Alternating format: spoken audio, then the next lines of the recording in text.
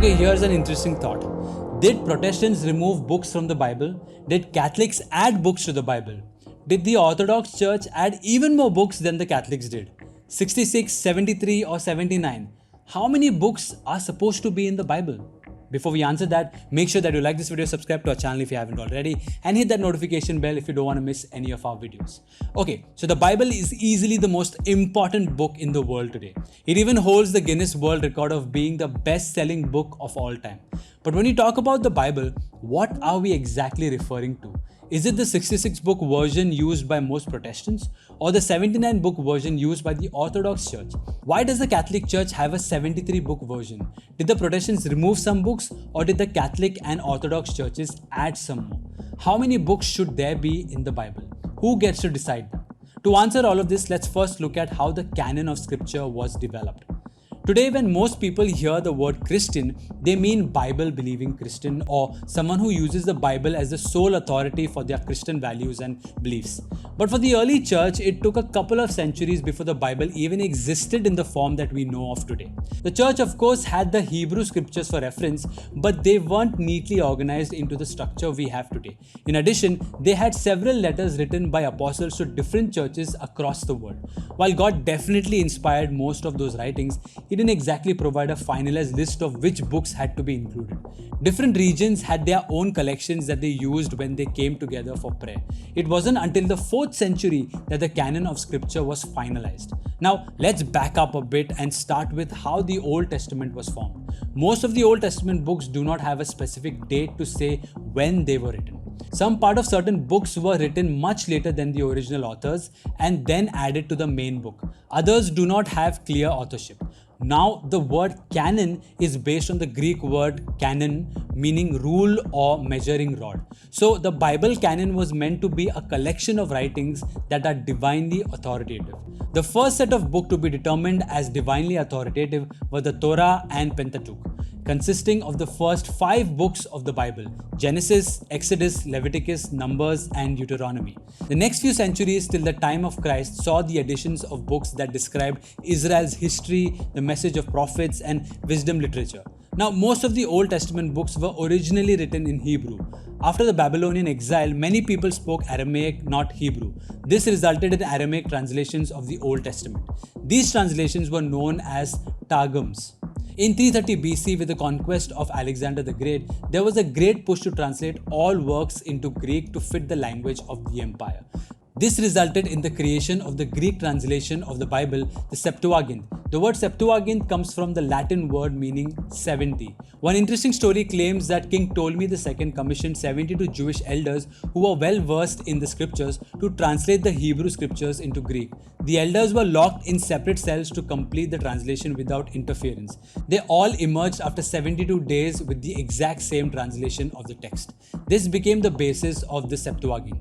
Now, most of these books come under what is known as the proto-canonical books because they were the first to achieve universal agreement as being divinely inspired. By the 1st century AD, the time of Christ, Judaism had been divided into several sects or groups like the Pharisees, Essenes, the Sadducees, etc. Each group had a different collection of scripture based on their beliefs and interpretation of God's divine will. For example, the Sadducees didn't believe in the afterlife or resurrection or angels, so they didn't include texts that had references to those themes. The Pharisees, on the other hand, believed in all these things and rejected the beliefs of the Sadducees. The Essenes, however, after disputes with the high priest in 170 BC, believed that the temple had been polluted by a wicked priest. They wanted to have the temple destroyed and replaced.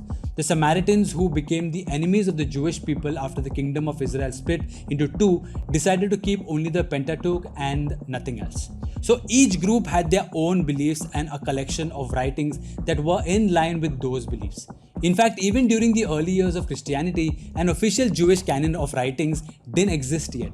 Now, the Septuagint includes the proto-canonical books as well as 7 other books called the deuterocanonical books: Tobit, Judith, 1 and 2 Maccabees, Baruch, Sirach, and Wisdom, as well as additions to the books of Daniel and Esther. These books were believed to have been written sometime after the timeline of the traditional Old Testament books, but before the New Testament period of history began. This was also not 100% finalized, since some versions included additional books like 1 and 2 Esdras, 3 and 4 Maccabees, the Prayer of Manasseh, and Psalm 151. So at the time of Jesus, there were at least 5 major canonical traditions that were being followed: the Samaritan tradition, the Sadducee tradition, the Pharisee tradition, the Essene tradition, the Septuagint tradition. Now, after Christ's death and resurrection, the apostles began to go on missionary journeys. They made disciples in various regions across the known world. Their preaching was based on the Old Testament scriptures and the life of Christ. The faith was passed on orally and not in written form. While many of them wrote letters to the churches they formed and even to churches they didn't yet have a chance to visit, the primary means of instructing and teaching the faith was by hearing the word proclaimed. So during the early church, several apostolic letters and exhortations were in circulation among Christians, but there was nothing remotely close to the New Testament that we have today. As the number of believers grew, the Catholic Church felt that there was a need to discern which texts could be authoritatively described as scripture and which were not. Many of the newer books written in the 2nd and 3rd centuries were heretical, while others were not harmful in any way. The Church discerned whether or not they should be included based on tradition. So what criteria did the Church use to determine whether or not a book was divinely inspired? The book had to be written by an apostle or someone close to them. It had to be widely circulated and prominent in the liturgy. In the early church, most people were illiterate and could not afford their own copies of the scripture. It was only in church that they could hear the writings of the apostles, the prophets, or the life of Christ read aloud for them during the liturgy. The congregations received books that were deemed authoritative by the apostles. Books would be rejected if they did not have a long-standing tradition of being read during the liturgy. They would also be examined and rejected if they contained heresy or anything in contradiction to the apostolic teachings. The earliest list of accepted books that are close to what we have in the Catholic Bible today can be found in an Easter letter by Saint Athanasius in 367 AD. Athanasius wrote the list to end disputes about such texts as the Shepherd of Hermas or the Epistle of Barnabas, which long had been regarded as equal to apostolic letters. He also silenced critics of Peter's letters or the book of Revelation. Athanasius states that in these 27 writings alone, the teaching of godliness is proclaimed. No one may add to them and nothing may be taken away from them. One historical evidence that backs up Athanasius' list is the Codex Vaticanus in the Vatican Library. It is a Greek codex of the Old and New Testaments written by Alexandrian scribes for Emperor Constans during Athanasius' 7-year exile in the city. It not only predates Athanasius' letter by at least 20 years, but also contains the list of New Testament books in the same order that Athanasius lists them. Heresies like Arianism, which Athanasius fought against his whole life, forced the church to formalize teachings and the canon of scripture. In 382 AD, Pope Damascus I held a council at Rome that discussed the biblical canon. Other than the book of Baruch, which was considered to be a part of the book of Jeremiah, the church approved the same list of books that we have in the biblical canon today. This list was affirmed by Pope Innocent I in 405 AD and then reaffirmed by the regional councils of Hippo in 393, Carthage in 397, and the Ecumenical Council of Florence in 1442. When the canon came under attack by Protestants like Martin Luther, the church solemnly defined the canon at the Ecumenical Council of Trent in 1546.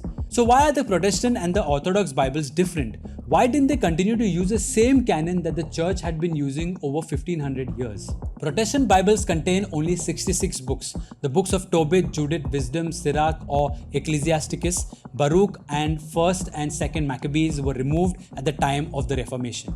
Now it didn't happen immediately. In fact, the earliest Protestant Bibles like the King James Bible of 1611 also included these books as well as the longer versions of Esther, Daniel and the Prayer of Manasseh. So it wasn't the Catholic Church that added any books. The books list had been consistent over 1,000 years. It was Martin Luther who wanted to remove books to match his new theological doctrines and beliefs. In fact, his first German translation was missing 25 books including the Pentateuch, Esther, Job, Ecclesiastes, Jonah, Matthew, Luke, John, Acts, Romans, Hebrews, James, Jude and Revelation along with the Deuterocanonical books. He even referred to the epistle of James as straw not worthy to be burned in my oven as tinder. The rest he called Judaizing nonsense. Protestants later disagreed with his position and put back most of the books and just left out the deuterocanonical books. So why does the Catholic Church have 7 extra books? It doesn't. It was by the apostolic tradition that the church discerned which writings are to be included in the list of the sacred books. This complete list is called the canon of scripture. The church accepts and venerates as inspired the 46 books of the Old Testament and the 27 books of the New. So, what do you think about this? Does the Catholic Church have the authority to formalize the canon of scripture? Let us know in the comments below. Also, if you like this video, let us know by liking and subscribing to our channel. It helps us a lot. Until next time.